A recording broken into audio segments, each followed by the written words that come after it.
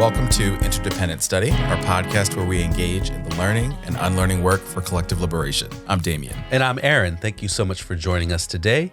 Each week, we'll bring something new to the table, discuss our thoughts and feelings about it through the lenses of who we are and where we can go for a more just society. We want Interdependent Study to be a space where we're always learning with one another.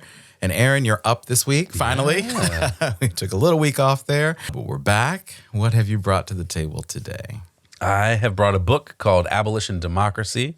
It's a collection of interviews of Angela Davis by Eduardo Mendieta, who is a professor of philosophy. Mm-hmm. So Dr. Davis lays out her thoughts on U.S. imperialism, the prison-industrial complex, organizing, how racism operates, and a whole lot more. The book was released in 2005, so there's a lot going on in here about the war in Iraq. Yes. And some things that were going on surrounding that, like Abu Ghraib. And as I mentioned when I introduced this book a couple weeks ago now, there are 4 chapters / interviews, which are called 1, Politics in Prisons, 2, Sexual Coercion, Prisons and Feminist Responses, 3, Abolition Democracy, 4, Resistance, Language, and Law. And there's also an introduction written by Eduardo Mendieta. Yes. And there's a passage in the introduction that lays out what the book is trying to accomplish. And I would say what it does accomplish. And he does a better job of that than I do, as you might imagine. So he says, quote, "In analyses that are both original and poignant, Davis lays bare the links between empire, prison, and torture. Analyses that will outlast our current historical moment. These interviews are immediate responses from a former enemy of the state who has become of the most important public intellectuals to perhaps the most intense crisis of American political and ethical identity of our time." And I think that captures so much of the context for this book. And I also, as I was reading this, I thought about how intense the crises have continued. Yes. Wow. Yes. Or how those crises have continued to evolve as we sit here in 2024 reading a book that is almost 20 years old. Yeah, it's going to be 2025 here, so 20 years old. Wow. It's a lot to think about where we were then in comparison to where we are now and some of the parallels and some of the ways that things are different. But yeah, it's a lot to compare the two. Absolutely. Particularly in the moments where they're like, this is a very challenging time. Just wait, there's more. But wait, there's more. It continues. But yeah, where do you want to start? Yeah, no, I didn't think about too intensely that this book is 20 years old, but I think you're right. There's a lot of parallels to what we're seeing today, and the idea and the notion that these crises continue. Is so real. But yeah, no, this was a fascinating book. I learned so much from these incredible interviews between Eduardo and Dr. Davis. And I mean, the entire concept of abolition democracy is such a powerful thing. Yes. You know, and her application of it on how our democracy is insufficient and not real, given that it cannot and does not serve all of us. And that means it serves none of us, right? That was just brilliant to me. And so her analysis throughout the book was illuminating on so many levels. There was a part of that first chapter conversation called Politics in Prisons that you mentioned that really stood out to me and gave me some hope, if you will, given our current political context. Angela talked about the fact that while she's no longer a member, or she was no longer a member of the Communist Party, she still identified as a communist. And she talked about how that guided her beliefs around how important it was to end capitalism. Yeah. So she says this, quote, "If I did not believe in the possibility of eventually defeating capitalism and in a socialist future, I would have no inspiration to continue with my political work. As triumphant as capitalism is assured to be in the aftermath of the collapse of the socialist community of nations, it also continually reveals its inability to grow and develop without expanding and deepening human exploitation. There must be an alternative to capitalism. Today, the tendency to assume that the only version of democracy available to us is capitalist democracy poses a challenge. We must be able to disentangle our notions of capitalism and democracy so to pursue true egalitarian models of democracy. Communism or socialism can still help us to generate new versions of democracy. And I just love that. And I think especially that part about how capitalism depends on and thrives on the deepening of human exploitation. Like, that to me was so profound. Like, the idea that it thrives off of exploiting us as human beings and the competition inherent in all of that. And so I think that if we can continue to keep that at the forefront of our fight against capitalism and our fight for liberation, we can really make powerful things happen, powerful change happen. And so, I that part gave me a little bit of hope. Yeah, I agree. She frames it up in a way that is very helpful. Yes. If I didn't believe in this, I wouldn't continue doing the work. Yes. And I think it's good to hold on to that hope. That things can get better, because otherwise everything would seem futile. Really, and truly. It's hard to get anything done when things seem that way. Absolutely. So, yeah, that was a great passage. Another passage from that first chapter that stood out to me was about how we should actually conceptualize freedom as we hold on to that hope. Yes. And so Angela says, quote, "The challenge of the 21st century is not to demand equal opportunity to participate in the machinery of oppression. Rather, it is to identify and dismantle those structures in which racism continues to be embedded. This is the only way the promise of freedom can be extended to masses of people."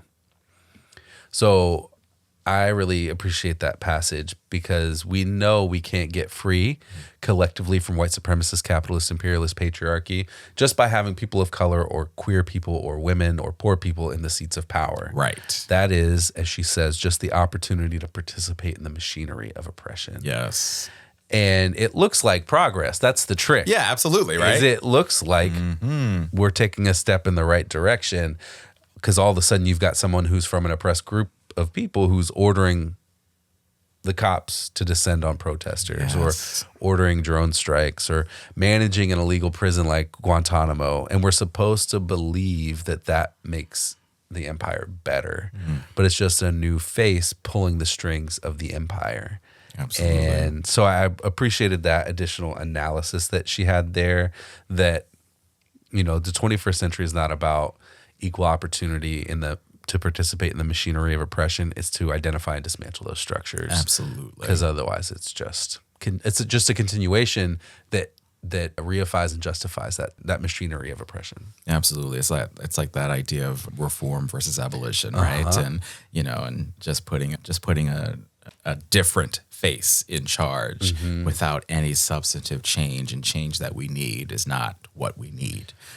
At all. Yeah, she spent a lot of time talking about that, and I appreciated that. All right, so I'm going to jump ahead to the third chapter or interview of this book that's called Abolition Democracy, because again, I was really struck by the wisdom of this topic. And that chapter was incredible because there was a wide-ranging conversation in it. They talk about the Bush administration and 9/11 and what the U.S. did in the aftermath and in response to 9/11, and human rights violations around the world, and the notion of absolute authority of the law. And so there was just so much in that chapter, that conversation. I need to revisit it, because there's so much there and I don't want to lose any of it. But she also offered some poignant analysis about how racism plays a major role in our society, and also in the concept of abolition democracy. And so I wanted to talk about that a little bit. So one of the things that stood out to me was what Davis named as an important lesson for all of us, particularly when thinking about the concept of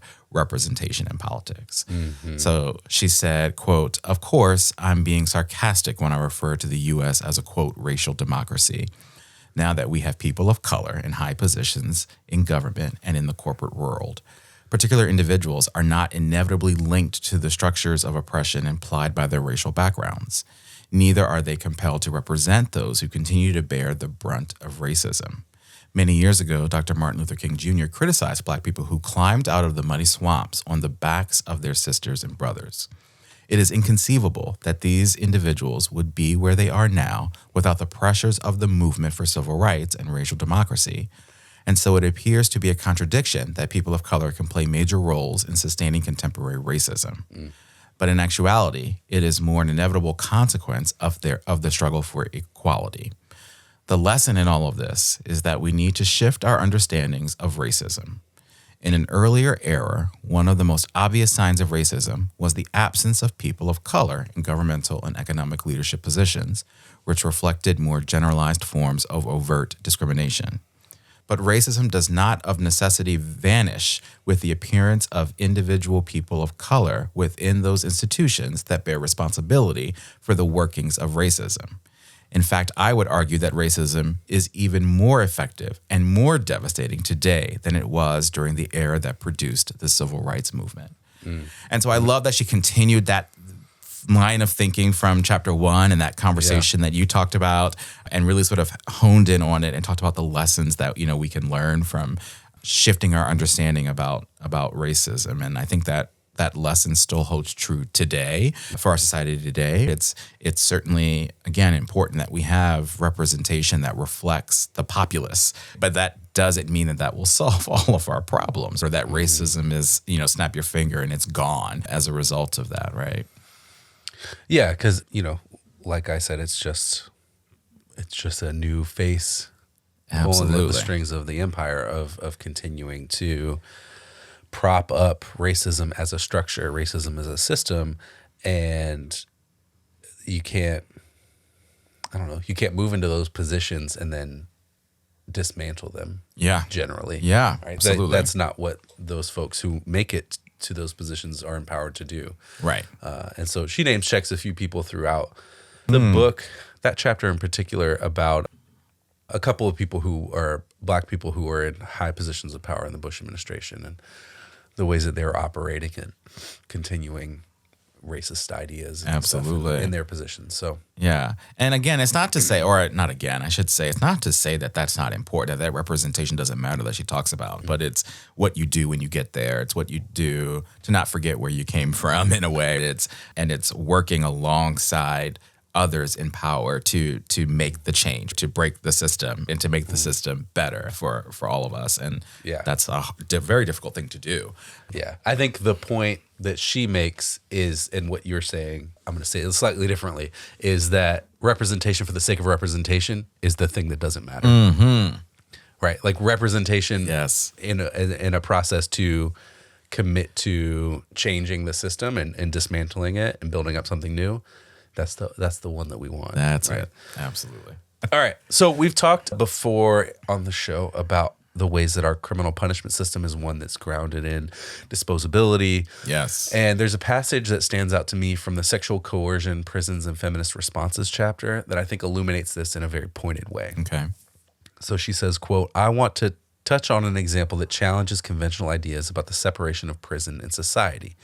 One that reinstitutes our shocked responses to the recent images of sexual coercion in Iraq. We acknowledge the fact that women in prisons all over the world are forced on a regular basis to undergo strip searches and cavity searches.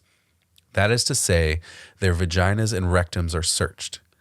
Any woman capable of imagining herself, not the other, but rather herself, searched in such manner will inexorably experience it as sexual assault. But since it occurs in prison, society assumes that this kind of assault is a normal and routine aspect of women's imprisonment and is self-justified by the mere fact of imprisonment. Society assumes that this is what happens when a woman goes to prison, that this is what happens to the citizen who is divested of her citizenship rights, and that it is therefore right that the prisoner be subjected to sexual coercion."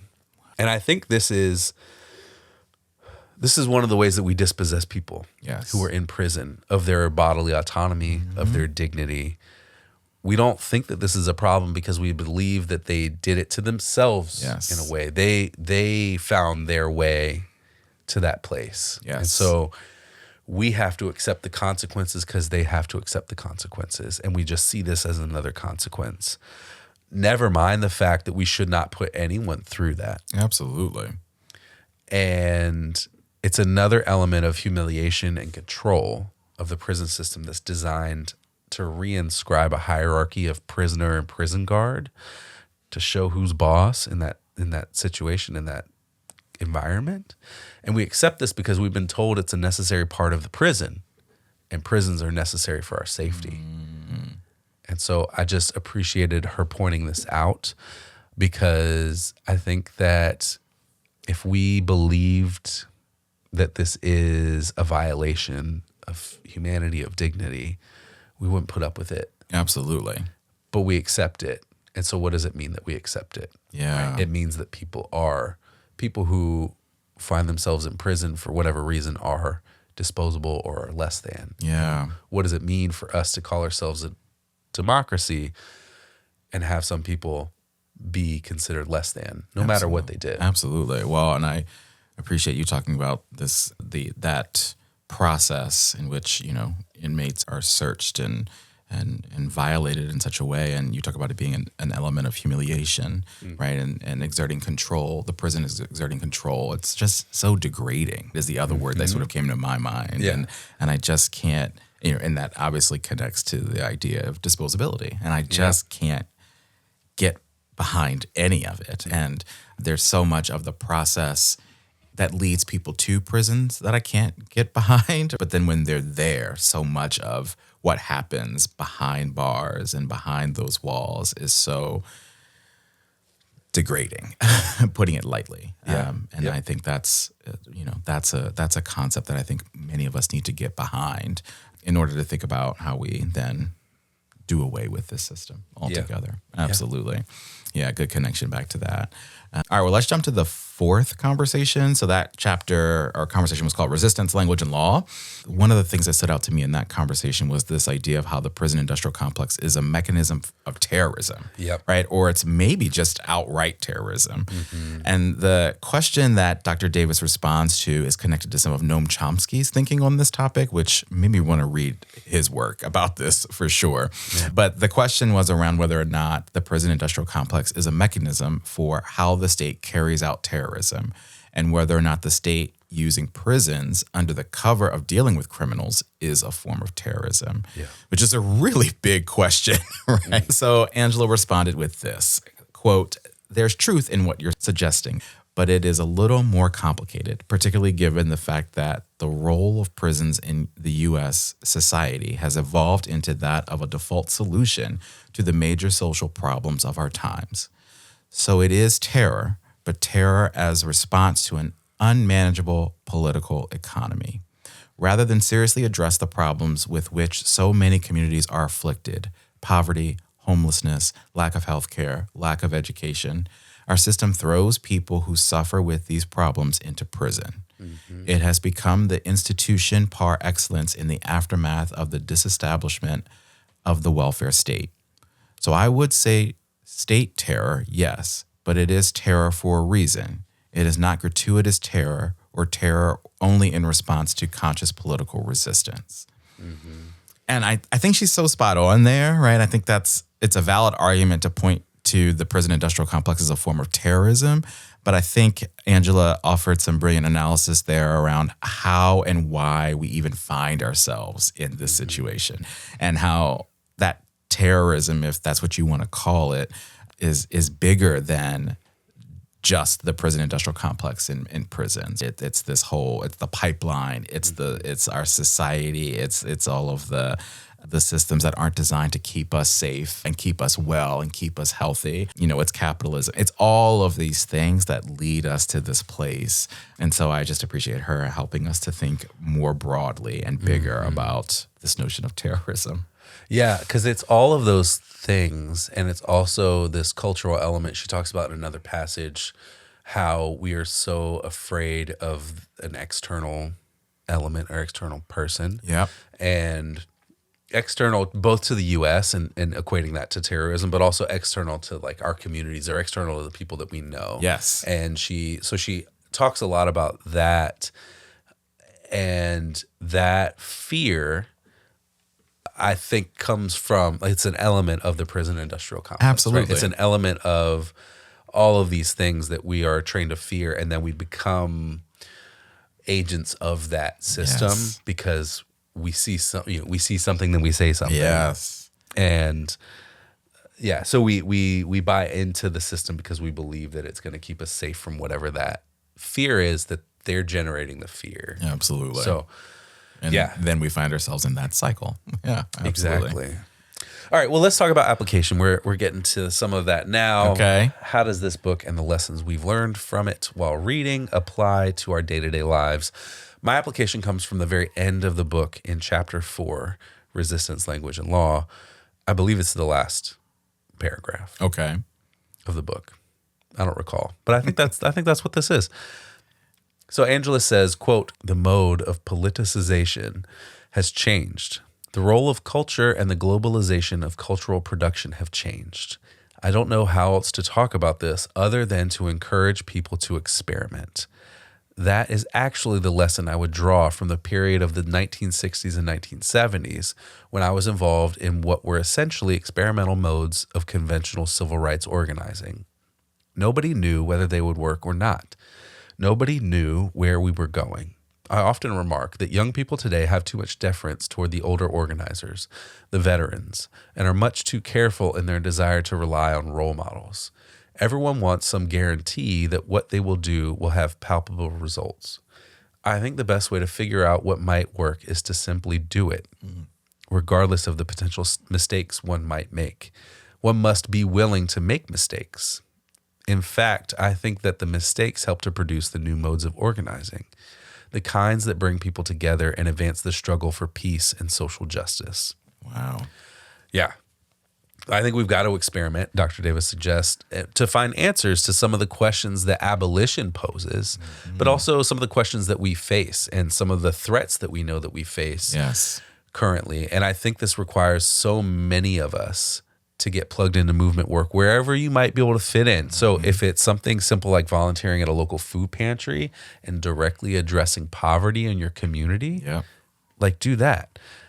If that's something you feel comfortable with, or joining webinars that are sharing analysis and encouraging you to generate your own analysis so that you know where to put pressure on people or who to be mad at. Yes. Right? Miriam Kaba said, Blue Sky, I believe, knowing who to be mad at is praxis. Yes. That is what is important, is knowing who's creating the conditions that you're actually enraged by and why those conditions exist. Maybe not even why, but knowing who to be mad at because those conditions exist is the real, huge. That's one of the early points of getting somewhere. And so we have to find ways to work together to continue to push the work of abolition forward, to know who to be mad at, to know who to push and make challenges to. And there's going to be mistakes, but those are all lessons. Yes. Oh, yes. We're going to learn from all of it. So that's my application. What about you? I love that. There are going to be mistakes, but they're lessons. And the idea of experimenting, I mean, that's what abolition is all about. Dreaming for what's out there, what could be, what's better than what we have. And so, I love that. For me, I was thinking about how a big piece of the application from this book was how important it was for us as a country to pursue this notion of abolition democracy, right? I honestly think that's one of the biggest takeaways from all of the incredible insights and wisdoms and examples that Angela Davis shared in this book. And so I'm pulling something from the introduction. You went last paragraph. I'm going back to the introduction. So here's what was written about this. Quote, "For authentic democracy to emerge," Davis argues, "abolition democracy must be enacted. The abolition of institutions that advance the dominance of any one group over any other. Abolition democracy, then, is the democracy that is to come, the democracy that is possible if we continue with the great abolition movements in American history, those that opposed slavery, lynching, and segregation. So long as the prison-industrial complex remains, American democracy will continue to be a false one. Such a false democracy reduces people and their communities to the barest biological subsistence because it pushes them outside the law to the polity." And I love that because we cannot continue to allow people to be pushed further and further to the margins of our society and for the privileged to be prioritized over the marginalized. And so I think that the notion of abolition democracy, this total all-encompassing abolition, is simply the only way forward. Yeah, and it's the one that's going to create the most care and the most safety. I think, for us all. It's one, it's one that's actually concerned with what a holistic safety looks like versus what we find ourselves in now. All right, let's talk about homework. What are we going to do to continue to learn and unlearn beyond our conversation today? My homework is to learn more from and about Eduardo Mendieta. Oh, nice. Who is as I said earlier, a professor of philosophy and has published his own books. Okay. One of them that stood out to me as something interesting that I might want to read is called Global Fragments, Globalizations, Latin Americanisms, and Critical Theory, which was published in 2007. And the title just sounds super interesting to me. Absolutely. So, that's my homework. How about you? So I'll be honest, my homework is to give this book another read through. That's fair. We had to take a break last week, and I take a lot of blame for that. And I felt a little rushed trying to get this book read in time for us to record. And so that meant I had to skim a lot of this book. So I want to go back and give it a thorough read through. And especially that third chapter, as I mentioned, that talked about so much history and had so much chucked in their conversation. I think that that chapter and conversation in and of itself deserves a more thorough read through. And so, and given that this is Dr. Angela Davis, she deserves that. So I'm going to reread this book, and the holidays are coming up, so I'll have a little bit more time to kind of rest and read. And I'm excited about that. Yeah. Revisiting this is a great piece of homework. Also, revisiting some of the other work that she's done. Yes. Might be something. Yes. Or visiting. Not necessarily revisiting. Yeah. But visiting with her, continuing to visit with her and some of the work that she's done. All right. Damien, you're up next time. What do you bring to the table in our next episode? Well, we're sort of both, because our next episode is certainly going to be a very special one. And I say we're both up because it's going to be our final episode of 2024, which is really exciting. And if you've been listening from the beginning or have been with us on this journey for a bit, you know that the end of the year episode is always a recap episode of the year. And so we're going to have a conversation about our respective top moments or favorite moments or highlights from the podcast during the year 2024. And so I'm really excited to get to do that. It's always a highlight. It's always a truly special episode that we get to do. And I always really love it. So I'm looking forward to doing that in our next episode / last episode of the year. Yes, same. It's always so much fun. I guess, to reflect on what have been my favorite moments, particularly because it's so easy to just get in a mindset of like, oh, it's the next episode. What's the next episode? And to pause and reflect and think about what are the things that we have learned throughout the year and what are the things that we really appreciate about the show, about what we've contributed to it and all those things. So it's nice to have the moment to reflect. Especially given so there are 52 weeks in a year, which means we've released 40 plus episodes. Yeah. This is 47 this year, and I think it's 47 if I have my math right, and then 48 would be our year-end recap. Okay, so that's a lot to remember, and I do not remember what our first episode of the year was. I'm sorry, I should, but I don't. So it's also a great exercise in just looking back on all of the great work we did this year, all of the amazing things we consumed this year and got to talk about. So it's a highlight. I don't have to say any more about it. It's a highlight, and I'm looking forward to it, my friend. Yeah, me too. So join us for that here. We'll be talking with you all about that next week. I love it. So thank you for joining us today. You know what I'm going to ask you to do, but in case you forgot, please follow, leave a rating and review, share our podcast with the people in your life. Follow us on social media, including Instagram and TikTok. Check us out on YouTube and sign up and join us on Patreon to get notified about any new things we've got going on behind the scenes. Yes, thank you for listening. And remember, it's not about us, but it is about all of us. And we'll talk to you next week.